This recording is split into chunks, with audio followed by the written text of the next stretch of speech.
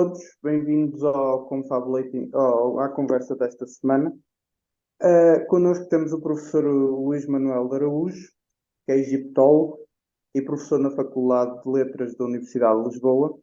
Licenciou-se em História, depois fez um estágio de pós-graduação na Universidade do Cairo e mais tarde um doutoramento em História e Cultura Pré-Clássica pela Universidade de Lisboa. É membro da Academia Portuguesa de História, diversas associações também, como a Associação dos Arqueólogos Portugueses e a Associação Portuguesa de Museologia. Pertence também ao Comitê Internacional para a Egiptologia e o Conselho Internacional dos Museus, bem como a Associação Internacional de Egiptólogos. Dirigiu o Dicionário do Egito Antigo e estudou as coleções egípcias públicas e privadas do nosso país. Tendo sido comissário científico da exposição de antiguidades egípcias do Museu Nacional de Arqueologia e da exposição da coleção egípcia da Universidade do Porto. E é assessor também de diversas outras exposições. Professor, a palavra é sua. Sim, senhor. Muito obrigado. Agradeço o convite, esperando que o som esteja a chegar em condições. Com estes processos técnicos que não existiam no Antigo Egito, naturalmente, eles recorriam a outros processos, também eficazes. Vejam-se as pirâmides, por exemplo, de uma eficácia, de facto, de que ninguém duvida. O tema para hoje, portanto, é os mitos do Antigo Egito, que são muitos. Dir-se até que o tema é de uma complexidade esmagadora e que não daria para a meia hora, mais ou menos, que, enfim, proponho usar-me. Mas eu diria que, selecionando, respigando na imensa quantidade de mitos, aí iríamos talvez sublinhar o aspecto, para mim, mais candente, e porventura será, para quem nos está a ouvir, questões ligadas à criação, os mitos da criação, o que de resto é comum a muitas outras civilizações do mundo e de vários espaços do mundo e de várias épocas do mundo. Há uma diferença enorme no espaço e no tempo entre, por exemplo, os egípcios e os maias. E, no entanto, tinham mitos, porventura, até com alguma semelhança, embora não tenha havido qualquer contacto, pese embora o esforço denudado, mas também infrutífero, de muita gente que tenta, à força, encontrar ligações que não existem entre os maias e os egípcios. É por estas e por outras que nós fomos em março à Guatemala ver os maias. É por estas e por outras que o ano passado fomos ao México ver também os maias e os aztecas, para concluirmos que, afinal de contas, relações não há nenhumas, mas isso não é para agora. Agora, não deixa de ser curioso, e era bom que tivéssemos tempo para isso, comparar, para isso eram precisas 2 horas, a mitologia egípcia, sobretudo ligada à criação, com os mitos de outros povos, de outras culturas, de outras religiões que ao longo da história produziram os seus mitos. O Egito não é exceção. E vamos então enfatizar o aspecto ligado à criação, dando depois, e seria, a meu ver, um erro se não o fizéssemos, dando depois o aspecto político, sim, porque a mitologia é uma coisa. Agora, para que é que serve? Em que é que se aplica? O Egito demonstrou bem e de que maneira, como é que uma mitologia pode ser levada à prática. E, no entanto, a brincar, foram 3.000 anos em que o mito sustentou aquela civilização que durou tanto tempo, como as pessoas sabem, não é? Que mais nenhuma civilização do mundo conseguiu. E o mito, em parte, é o responsável por isso. Os mitos da criação, sobretudo, e já vamos ver onde é que isto vai dar. E depois a minha proposta é terminarmos, já agora também, além dos mitos deste mundo que se transfiguram, que se manifestam no cotidiano, uma forte carga política e ideológica, é bom vermos onde é que isto vai dar. Vai dar nada mais, nada menos do que ao outro mundo, ao paraíso e ao além, onde o defunto morto volta a viver eternamente num processo já não de criação, mas de recriação. Pronto, esta é a proposta para a nossa conversa. E agora vou então ver se puxo, enfim, compartilhar tudo, venho aqui, depois carrego aqui 2 vezes, e depois venho ao compartilhar, e vamos ver se sai a imagem como deve ser. Vamos aqui ao diaporama, apresentação de slides, e será que está do vosso acordo, do vosso agrado? A imagem está bem? Pronto. Sim, sim, sim, sim. Não é milagre, e muito menos maldição. Sim, porque no Egito seria, dir-se até, obrigatório haver maldições, mas não a vai haver. Pronto, é a minha proposta, mitos da criação, enfatizando entre outros aspectos, estes aspectos da criação, tentando, enfim, responder depois às questões. E o mito surge, porquê?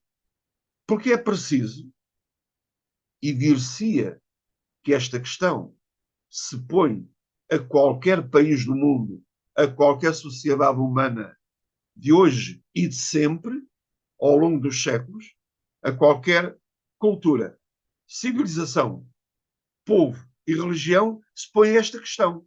Quem é que fez o mundo?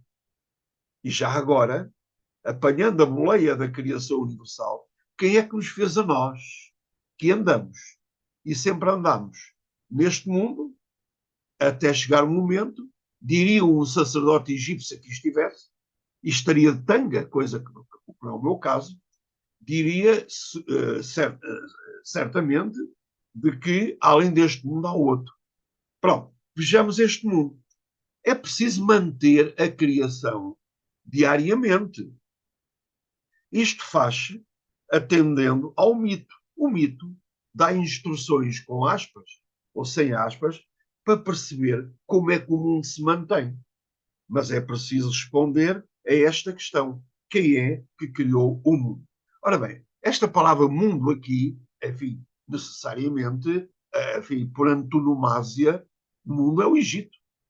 A grande explicação que se procura é, antes de mais, quem é que fez o Egito?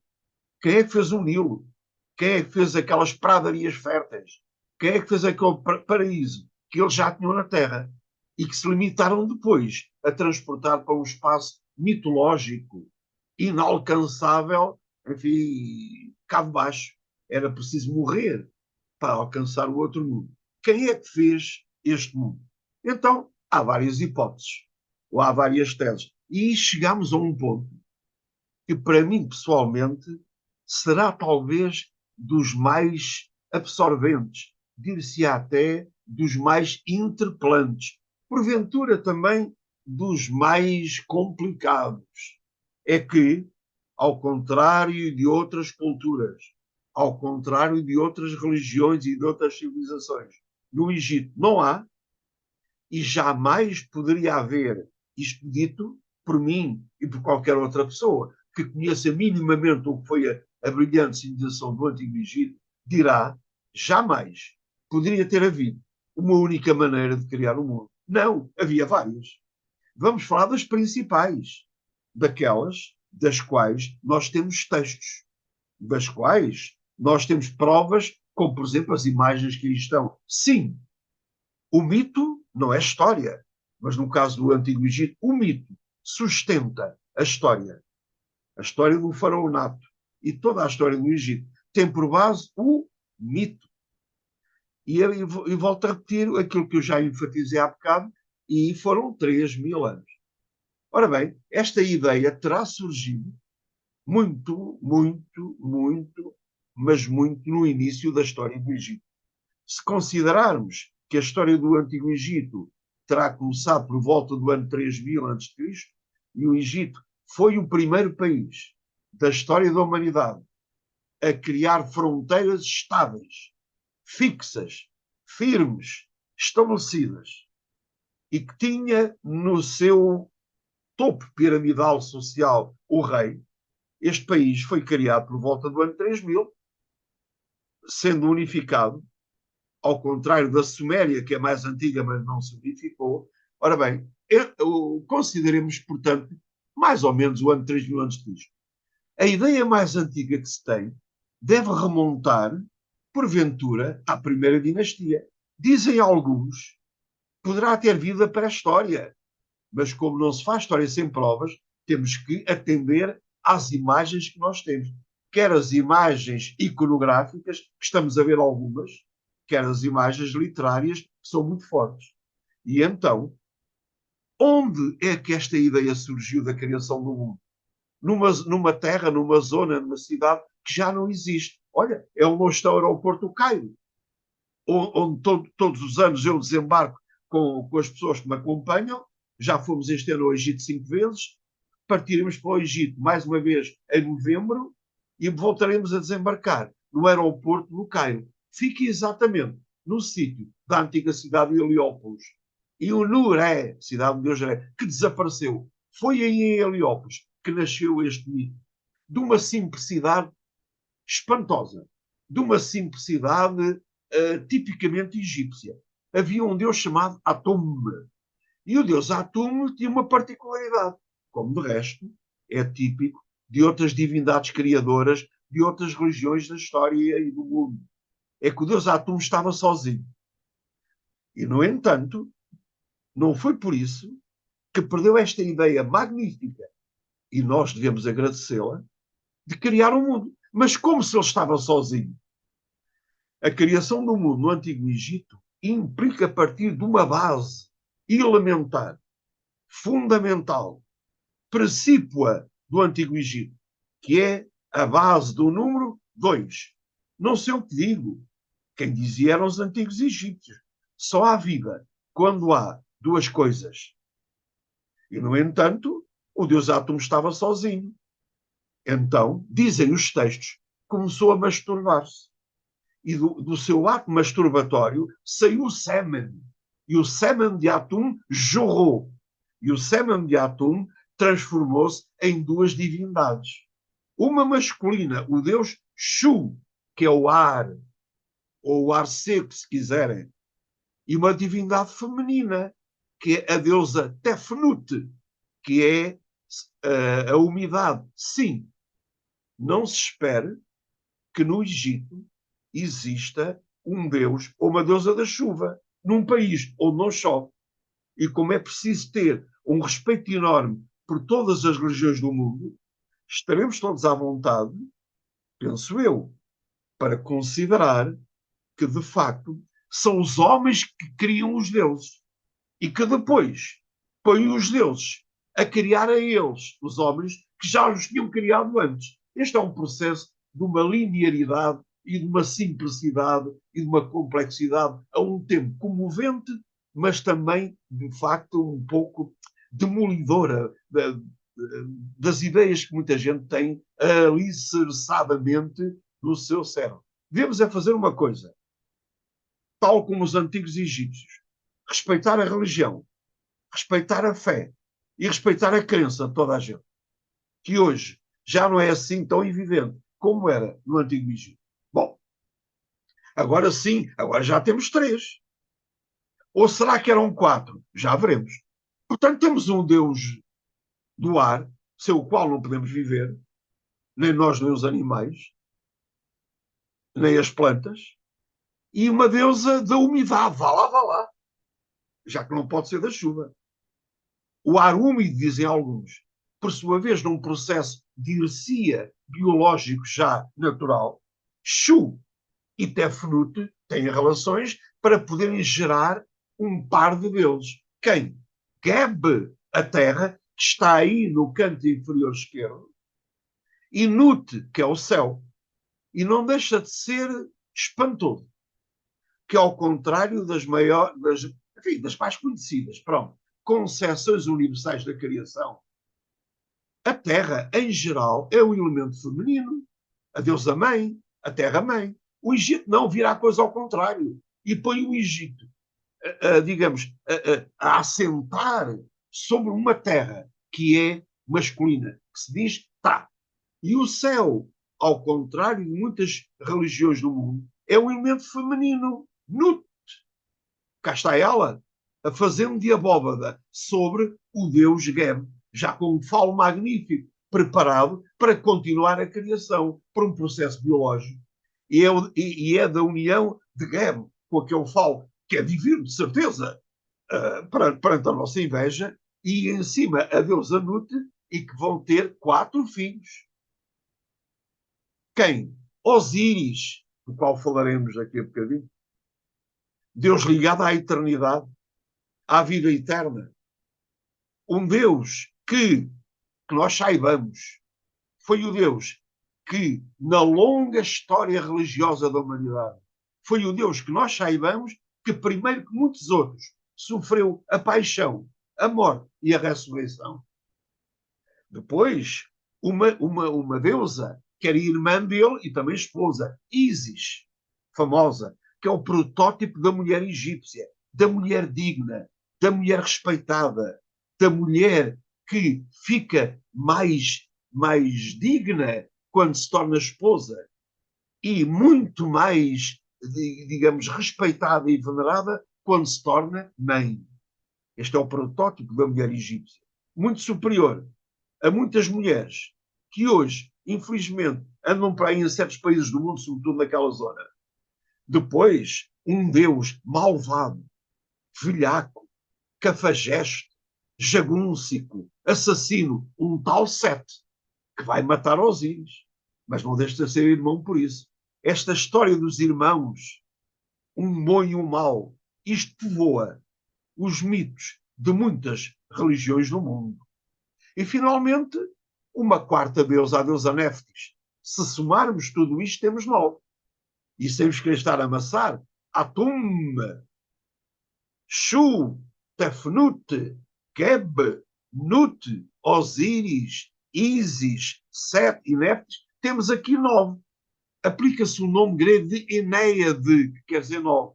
É uma Enéada criada em Heliópolis. A tal cidade já não existe. Com Deus Atum à cabeça, que fez este gesto primígeno, demiúrgico, para criar o mundo. Porque ele estava sozinho. Será que ele estava sozinho? Não. Porque só há vida quando há duas coisas. Ele tinha com ele a mão direita. Ele não estava só. E é a mão direita de Atum que vai fazer de esposa, já que não há mais ninguém, ele está sozinho. E então, a deusa Iusaes é a mão de Atum divinizada. Quem for ao Museu Carlos de Gulbenkian, vê lá uma estela do escriba Iri, onde está lá uma rainha chamada Ahmes Nefertari, esposa de um rei, Ahmes, fundador da 18ª dinastia. E essa rainha tem lá 2 títulos muito importantes. Uma delas, Hemet Netcher, esposa divina. Está lá gravada na estela na Gulbenkian. O outro título está lá na estela de calcário. Deret Netcher. E Deret Netcher quer dizer a mão de Deus. E quando uma rainha egípcia ostenta como a dignidade que se admite e se intui de que ela é a mão de Deus, muita gente não percebe porquê. Mas conhecendo este mito, fica-se logo a perceber. Foi a mão que o Atum usou para se masturbar. Mas há outra versão. É que o deus Atum, numa ginástica circense espantosa, vai, ele próprio, copular com o seu fauno. E, portanto, engole o sêmen para depois o cuspir, para depois o expectorar. São 2 modalidades de criação.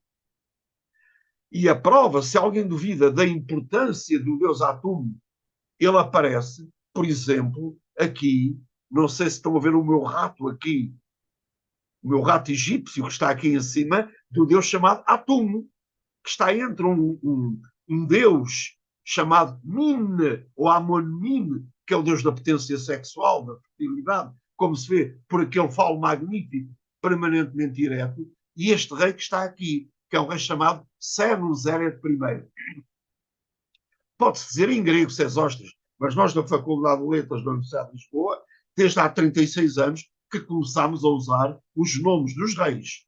E muitos deles à maneira egípcia. Eles eram egípcios, mas podem dizer Sesostris. Eu digo o rei Senuseret, cujo primeiro nome está ali naquela cartela, Repertare, e ele está aqui a ser levado perante o deus Amon-Min, Um Deus, portanto, da potência sexual.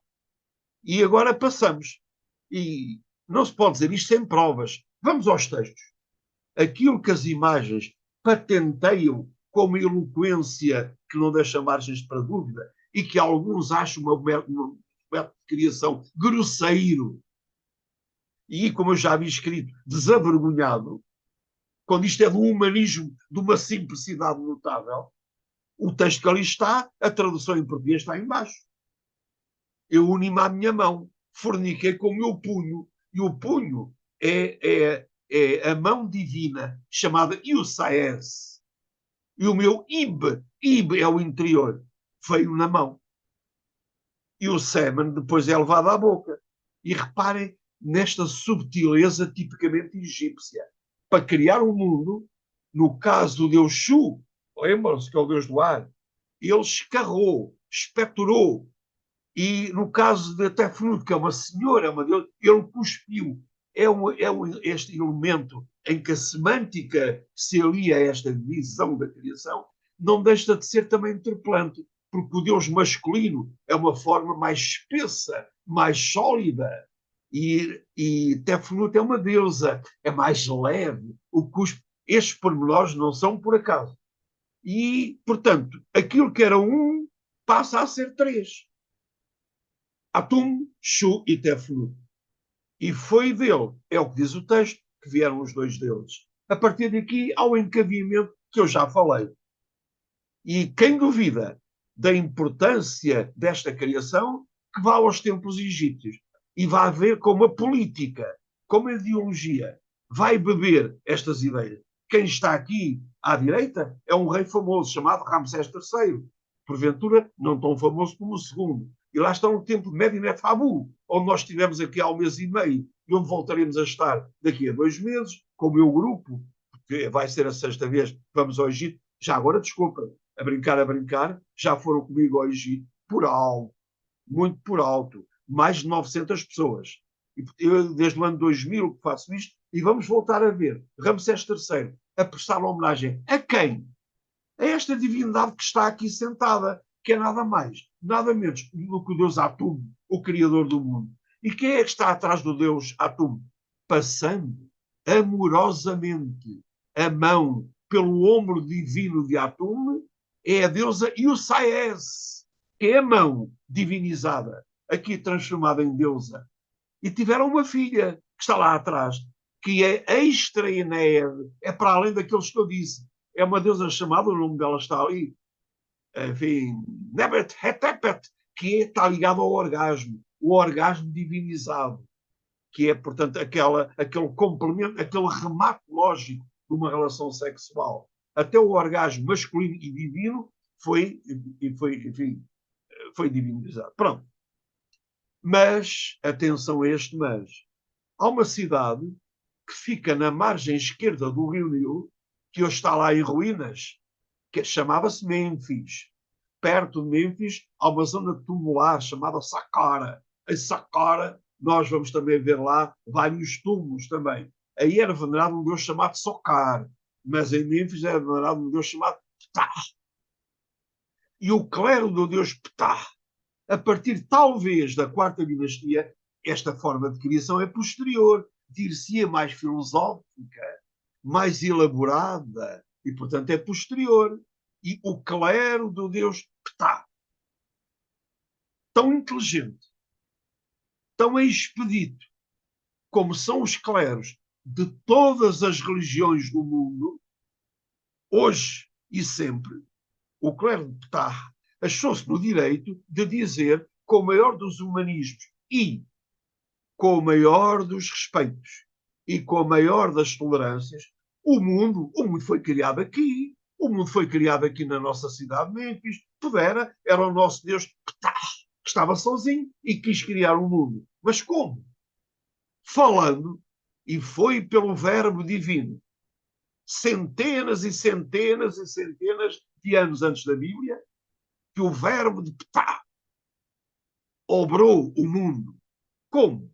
Para criar um mundo são precisas 2 coisas. Como nós sabemos, através da Vetusta, e neste tempo, já muito antiga, com 400, 300 anos, modalidade de criação dir-se-ia pré-histórica, dir-se-ia desajeitada, dir-se-ia grosseira para alguns, de Atum. Não, falou, começou a falar, porque havia duas coisas que ele tinha: o coração e a língua. E ele primeiro pensou, ele primeiro urdiu, ele primeiro concebeu, e foi este espírito criador, a inteligência, o pensamento para os antigos egípcios estava no coração. E só depois de conceber, de planear, é que falou. E do verbo divino que está, apareceu o mundo. Que mundo?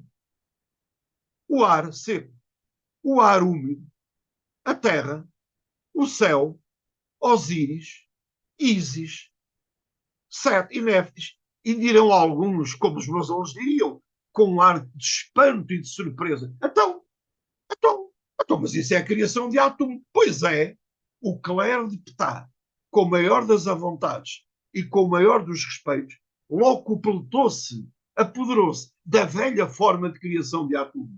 O mais importante de tudo isto, e garanto-vos, é que não houve pancadaria, não houve guerra civil, não houve agressão no meio disto tudo.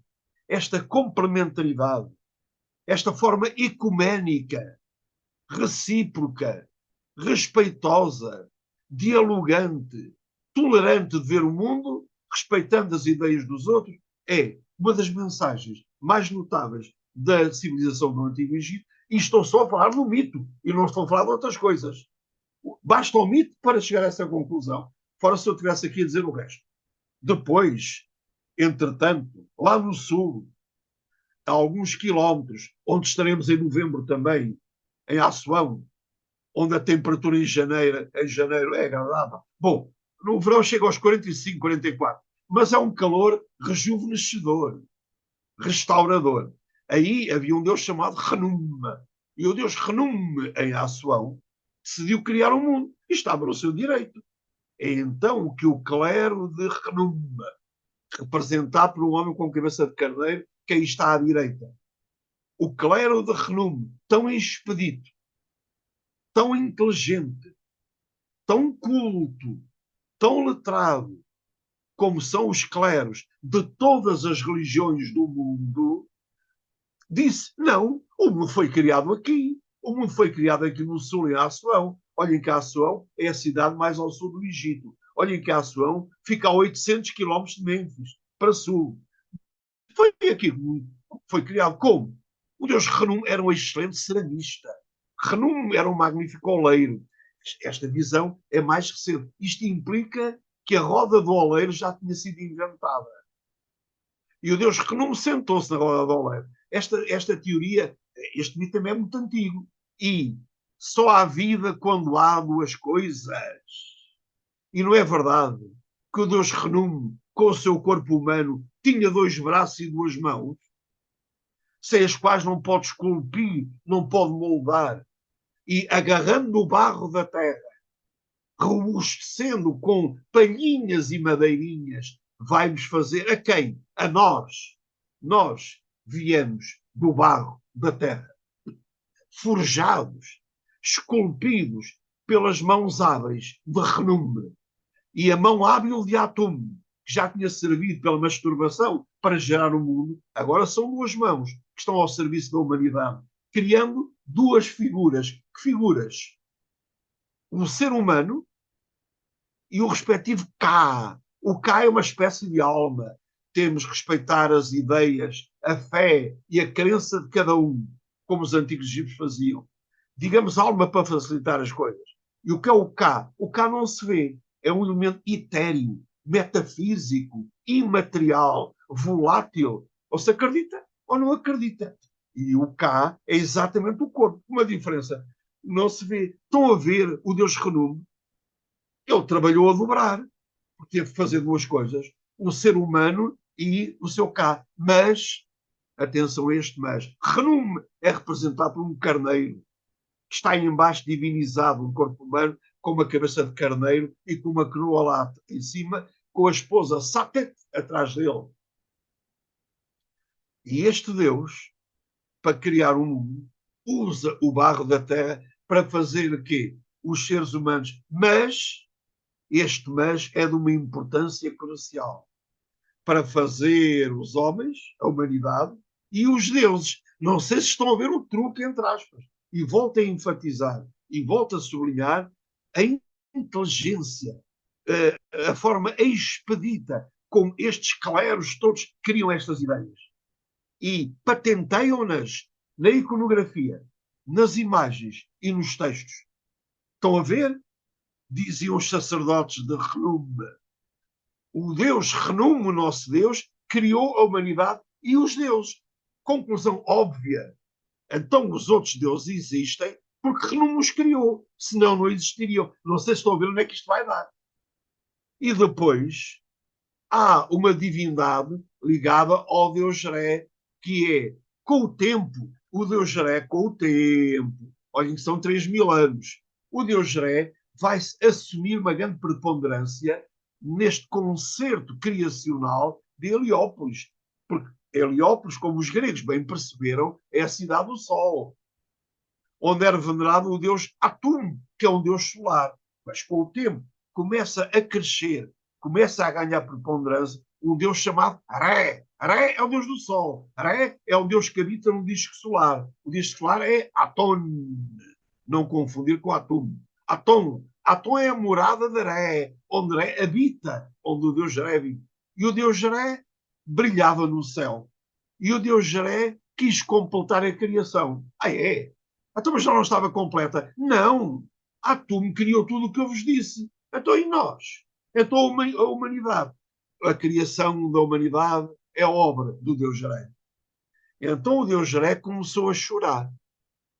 E das lágrimas de Jeré, de ambos os olhos, veio a humanidade. E porquê? Por um aspecto também tipicamente egípcio, que é esta prosódia mágica, a sonoridade, a assonância das palavras. Porque o Deus Jeré começou a chorar. O verbo chorar em egípcio diz rema. Lágrima em egípcio é remite. Humanidade em egípcio era remet. Re, rem, remit, remet. Este encadeamento não passou despercebido aos egípcios. A humanidade nasceu das lágrimas do Deus Jeré, que generosamente nos criou. Mas vamos ao mais importante, que corre-se o risco das pessoas não verem o fundamental. Tudo isto é muito interessante, mas convém, a minha missão aqui é sublinhar o mais importante.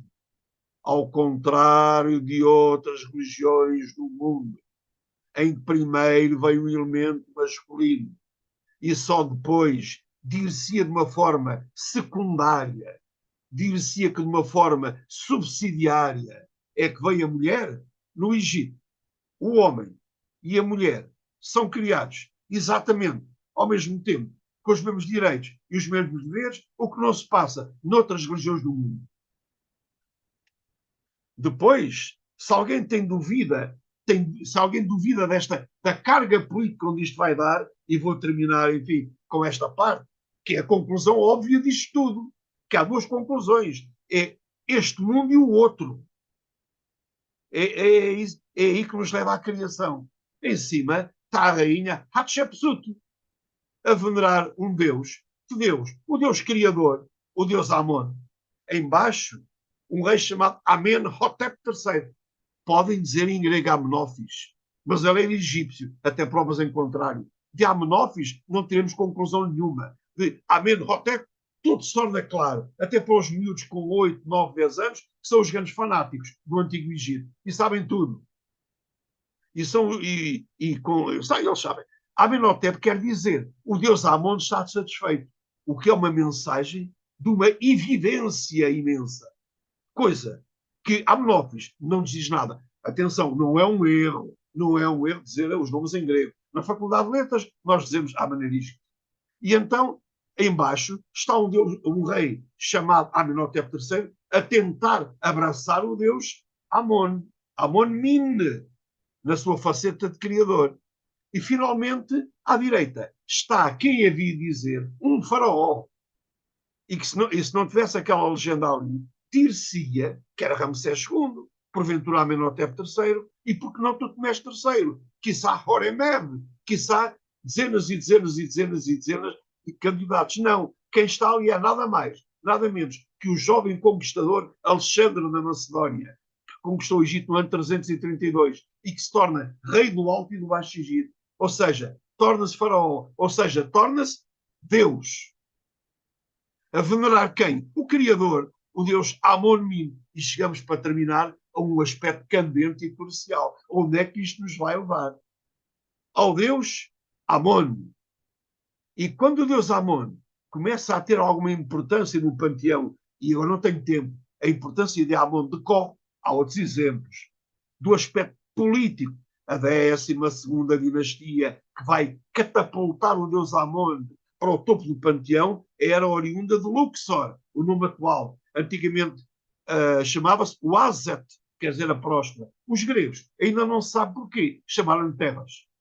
Portanto, era a antiga Uazet, hoje é Luxor, onde nós já estivemos 5 vezes este ano e onde voltaremos em novembro. Pronto. E lá está, no templo de Luxor, não em Karnak, em Luxor, um rei, um deus, a venerar Amon. O deus Amon chegou tarde, é verdade, que vai ter uma difusão espetacular no Império Novo, a partir da 18ª dinastia. Mas isto vem da 12ª. É caso até para dizer que o deus Amon chegou tarde. Então, mas não é verdade que a força de um Deus vem do seu aspecto criacional? No Egito e em praticamente todas as regiões do mundo, o poder de um Deus vê-se, entre outras peculiaridades, na sua capacidade de gerar a vida e de criar. Então, mas o Deus Amon chegou tarde, então já estava tudo criado. Não! Disseram os sacerdotes de Amon, para quem os quis ouvir, e muitos ouviram, a começar pelos reis, que não podiam passar sem o apoio princípio fundamental do, enfim, por vezes demasiadamente poderoso clero de Amon. E então o que é que faz o clero de Amon? Põe o Deus a criar o mundo. Ah, é? Então mas ele não estava criado. Estava criado, mas o Deus Amon é muito superior aos outros. O Deus Amon, diziam os sacerdotes de Amon, o Deus Amon é o mais completo. O Deus Amon cria como? Criou através da masturbação. O Deus Amon depois começou a falar e do verbo divino de Amon apareceu o mundo.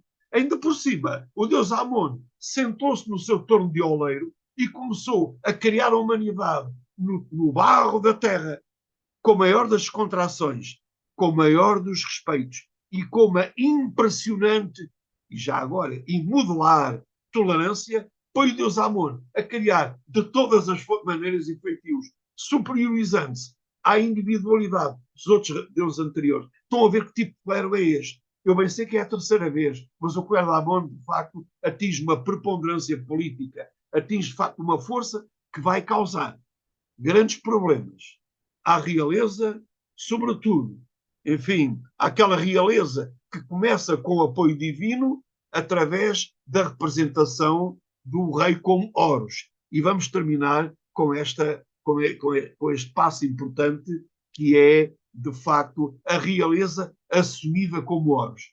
O que é que o mito tem a ver com isto?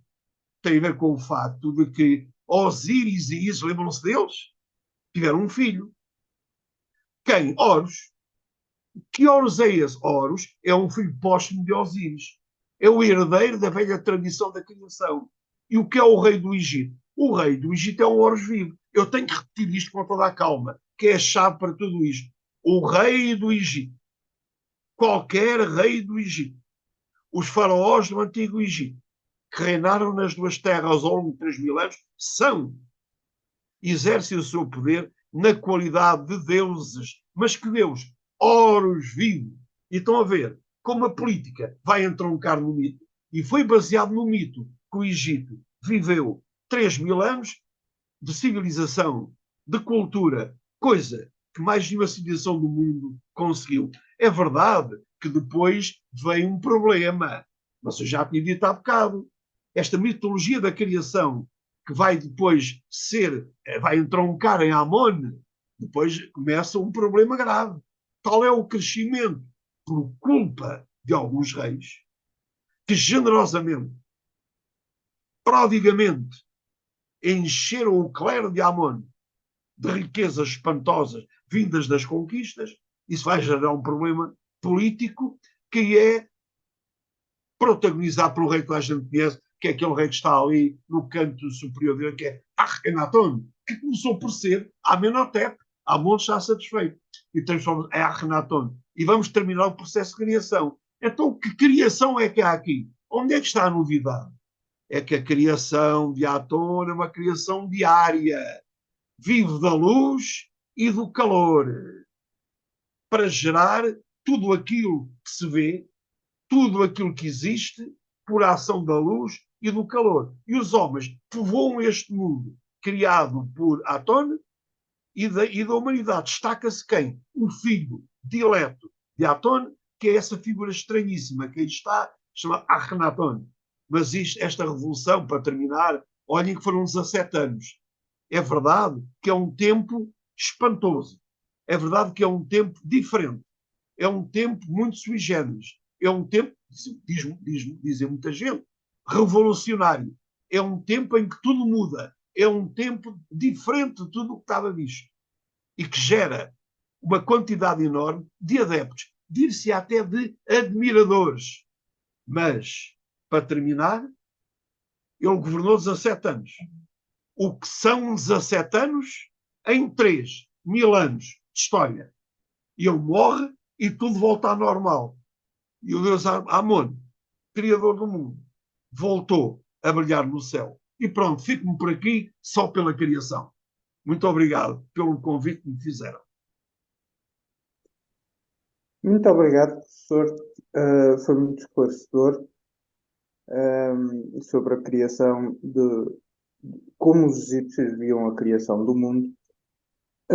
Eu se calhar começava com a minha primeira pergunta e depois passava ao Nuno. A minha pergunta tem exatamente também a ver com a questão, tem mais a ver até com Osíris, vou dar o exemplo de Osíris. Sim. Porque é esta situação? Há uma forma de ver o Antigo Egito, o Egito como uma forma, como uma civilização até um bocado pacifista, digamos. E a minha questão é se isso não é uma forma, digamos, uma narrativa um bocado errada, porque se formos ver o próprio Osíris, o mito de Osíris é um mito violento. E a questão de, lá está, a criação do mundo ser-se baseada, segundo os egípcios, na questão sexual, se isso também não terá levado depois, mais tarde, os estudiosos do Egito também a pensarem que o Egito seja uma civilização pacifista. Já que o primeiro tratado foi exatamente com o que nós conhecemos hoje em dia, não é? De Kadesh, foi um ato violento. Portanto, a minha pergunta era se essa narrativa, e que se calhar, não sei, isto é só eu a pensar, mas terá como base também a questão da criação, não será uma narrativa que não será assim tão bem verdade, digamos, não sei. Ora bem, os mitos são aquilo que os povos querem que sejam. Os mitos têm um fundamento a explicar as coisas, justificar, se é que é possível justificar. Tinha que haver uma resposta para a criação do mundo. Quem é que fez isto? Tinha que haver, e tem. E as religiões procuram explicar isso. A religião procura explicar, de uma forma aparentemente simples, o invisível complicado. Enquanto a ciência não avança para dar explicações. E a religião tenta preencher as lacunas que ainda hoje a ciência dá, malgrado o avanço que teve. Portanto, é uma explicação para a criação do mundo e dos homens. Agora, a visão do Egito de uma civilização pacífica possivelmente, em 3.000 anos, teve períodos de muita paz, mas, como todas, mas mesmo todas, as civilizações do mundo têm períodos que alguns gostam de dizer imperialistas, têm período de violência inusitada para conquistar. Já o próprio mito tem violência, mas a mitologia egípcia não se prende à sexualidade. Não exageremos. Na criação de Ptah não há nada de sexualidade. Há o coração e a força impressionante do verbo divino que cria, gera a vida. Agora, a criação de Atum é claramente sexual. Então, mas ele estava sozinho. Biologicamente, a explicação tem que ser deste humanismo simples que os egípcios, portanto, criaram. Agora, é evidente que há violência na morte de Osíris. Mas lá está. O bem para existir, o bem para triunfar, pressupõe a existência do mal. O bem existe porque existe o mal. Ora, a vitória do bem obtém-se esmagando, vencendo, humilhando, obnubilando, afastando o mal. Portanto, o mal tem que existir. A morte de Osíris é o mal necessário. Em muitas regiões do mundo, este fenómeno de irmãos inimigos existe. Não é novo. Dir-se-á que esta ideia, esta é a mais antiga.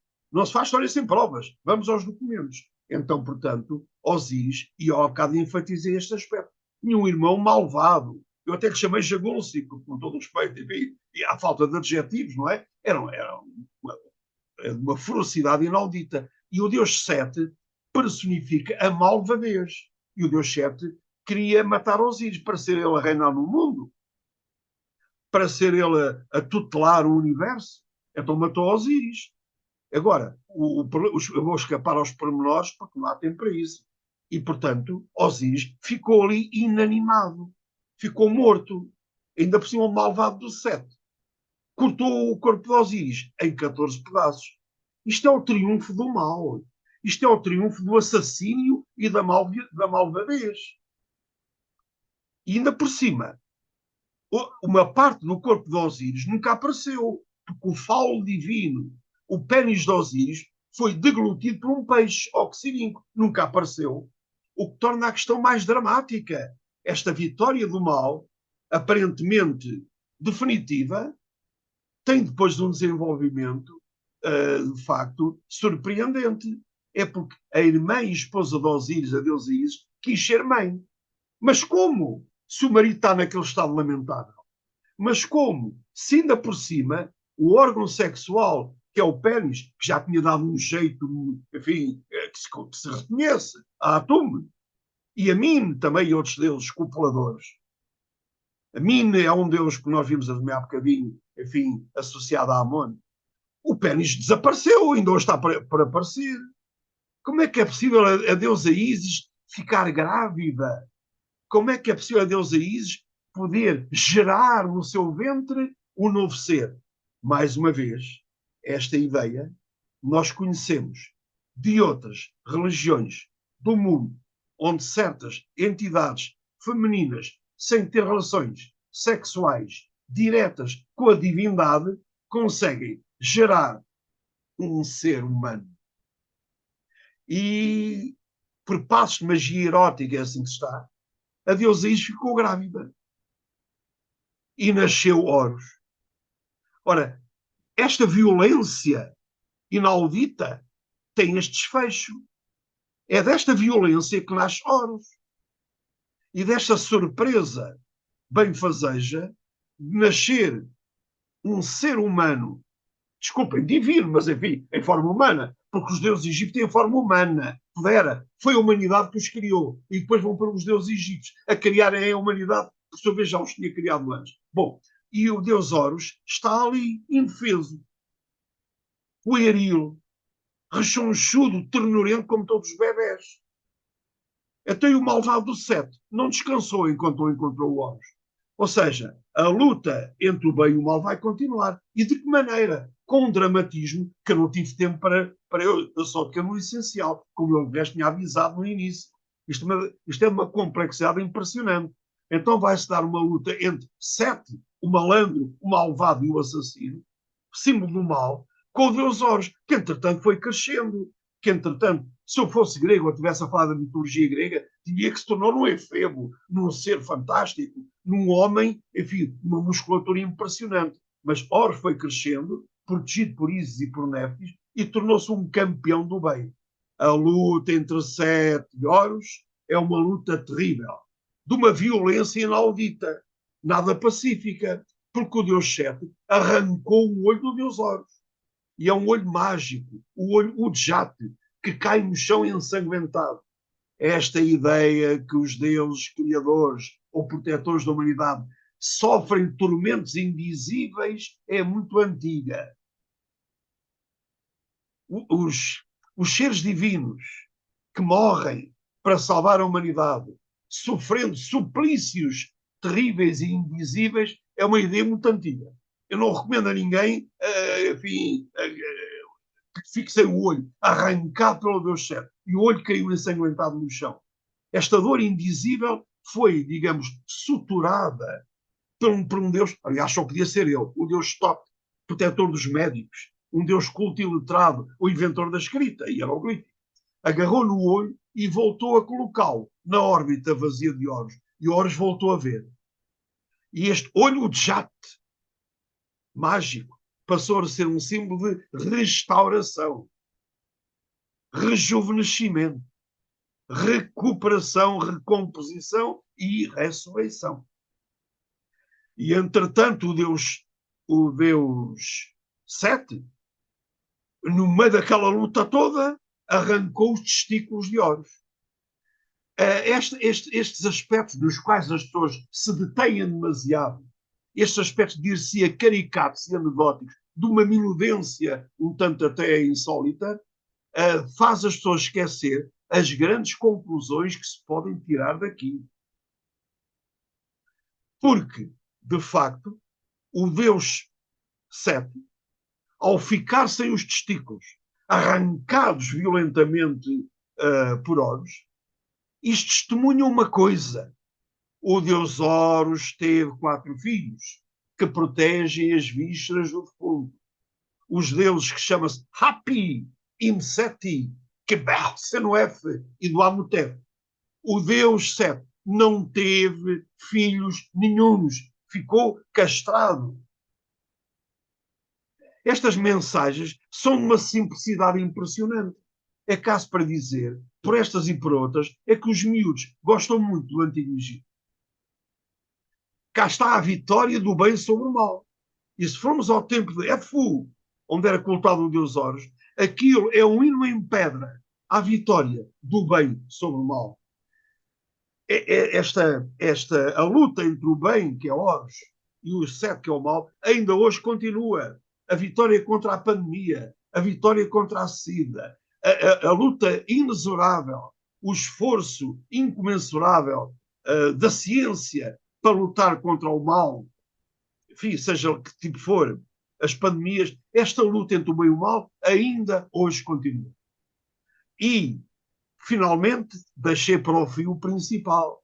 No meio desta violência, e fez bem falar do Egito como uma cidade pacífica, mas teve os aspectos violentos. Olha as conquistas, olha a 18ª, a 19ª e a 20ª dinastia. O Egito alargou fronteiras. O Egito usou a arma do exército e da violência, como qualquer civilização do mundo. Olhe Grécia, olhe Roma, olhe os Maias, olhe os Aztecas, olhe a Suméria, olhe os Hititas, olhe a Fenícia, olhe Israel, olhe os Nabateus, olhe a China, olhe a Coreia, olhe o Japão, olhe a Índia. Nenhuma civilização do mundo pode passar sem estes períodos de agressão, ou para se defender, ou para conquistar e logo completar-se com os beijos dos outros. Deixei para o fim o principal. É que no meio disto tudo, o Deus Osíris, retalhado em 14 bocados, piedosamente reenfaixado pela deusa Íris, malgrado o pênis nunca ter aparecido, o deus Osíris ressuscita, reergue-se, ficando a ser um paradigma, um belo exemplo de que era possível ressuscitar. Uma das mensagens mais notáveis da antiga civilização egípcia é a ideia, desde que se acredite, que além desta vida há outra, a vida eterna, a vida no paraíso, a vida no além. E não me perguntem onde é que é o paraíso. Eu não sei. Isto é uma questão de fé e da crença. É isto que explica milhares e milhares e milhares e milhares de túmulos, fazendo com que essa de Queiroz, que esteve no Egito em 1869, e nós, quando vamos, falamos sempre dele, porque ele esteve lá, essa de Queiroz não é egiptólogo. Essa de Queiroz não era historiador. E, no entanto, percebeu tudo. Os egípcios fazem casas de barro e túmulos de granito. Foram eles que inventaram a vida eterna.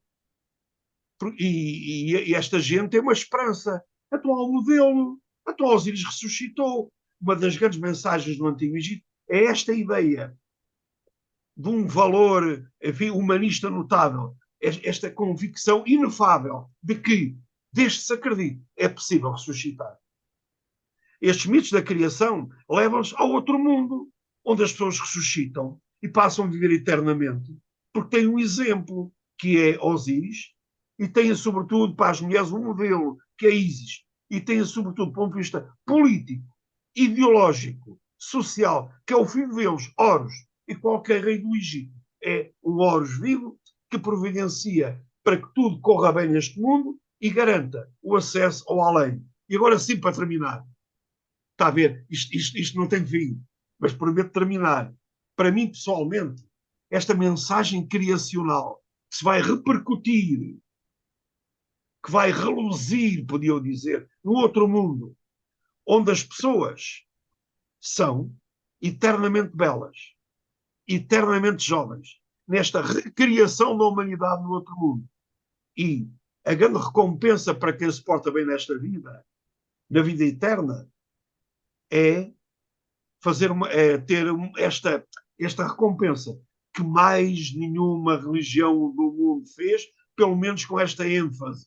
Se já é bom ter a vida eterna, se já é bom ser eternamente belo e eternamente jovem, aqueles que morriam para o paraíso passavam a ser deuses.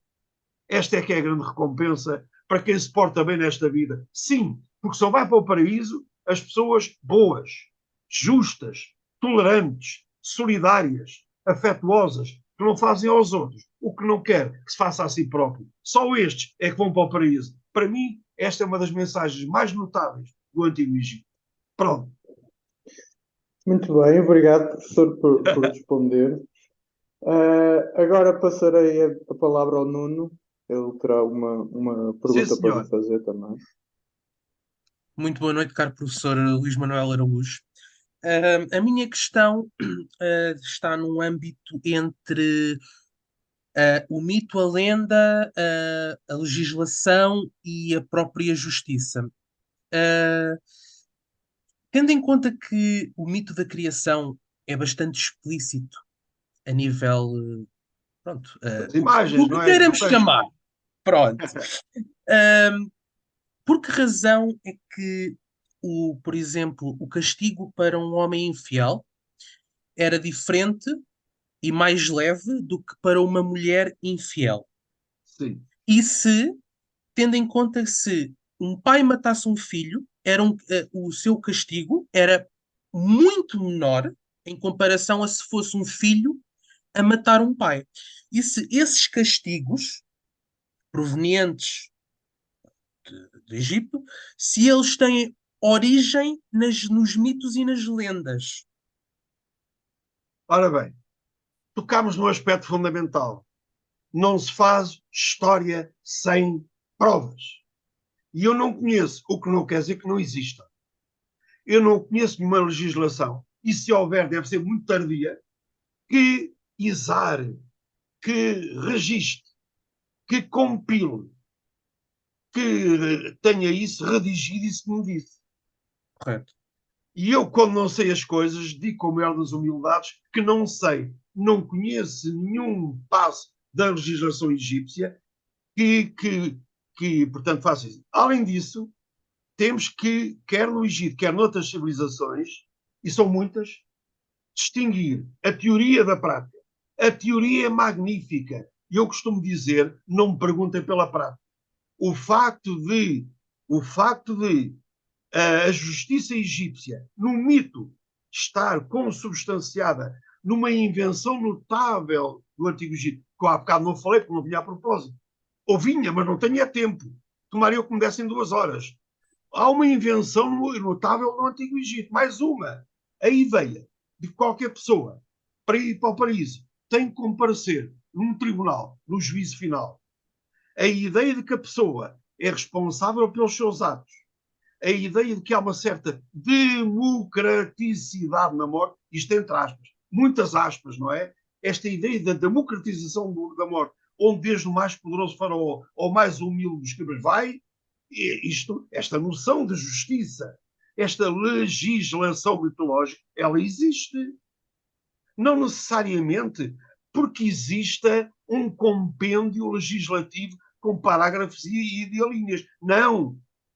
O que há é a chamada confissão negativa, em que o defunto, no capítulo 125 do Livro dos Mortos, que nem era um livro, nem era para mortos, e que eu já estou com 920 páginas do livro que está quase a acabar e vai passar as 1000 páginas, e que talvez em dezembro, janeiro esteja cá fora, porque faz falta em português uma edição do Livro dos Mortos, e lá está o capítulo 125 também, em que o morto diz: eu não matei, eu não roubei, eu não tirei a água da boca de quem tinha sede, eu não tirei o leite da boca das crianças, eu não desviei a água dos canais, eu não tirei o alimento de quem tinha necessidade dele, eu nunca fiz mal a ninguém. Ou seja, não havendo legislação que eu saiba no Império Novo que registre aquilo que disse, e se houver é muito tardia, é muito recente, o que não põe em causa a existência disto,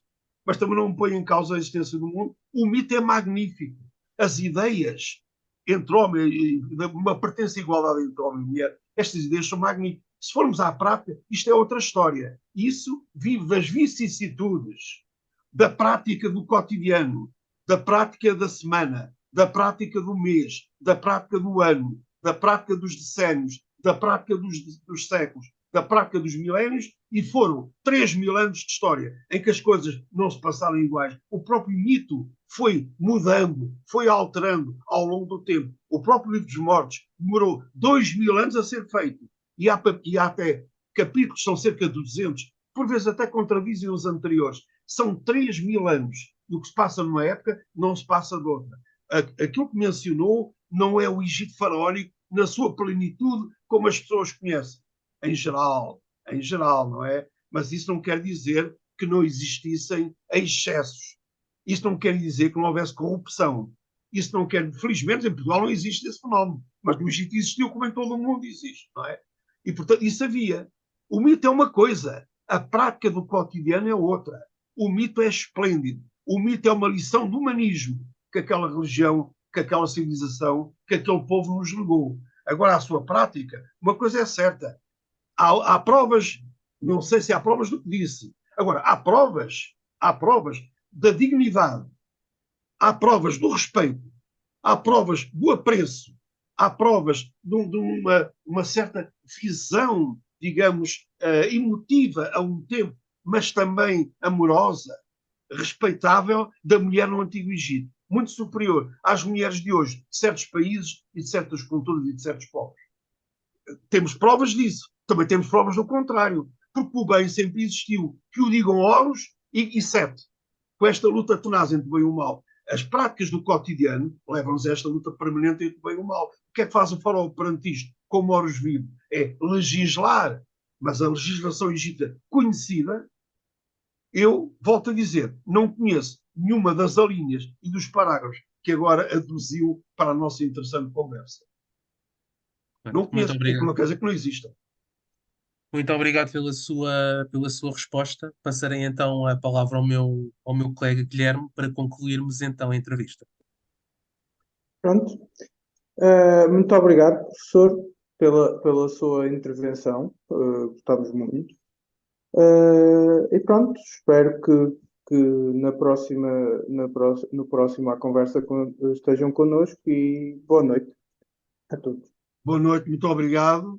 E vou já ler as minhas coisas que eu tenho aqui sobre a legislação e a justiça no Antigo Egito, que eu estou permanentemente em aprendizagem. E estarei sempre a aprender. Boa noite e muito Muito obrigado. obrigado. Muito obrigado, professor. Boa noite.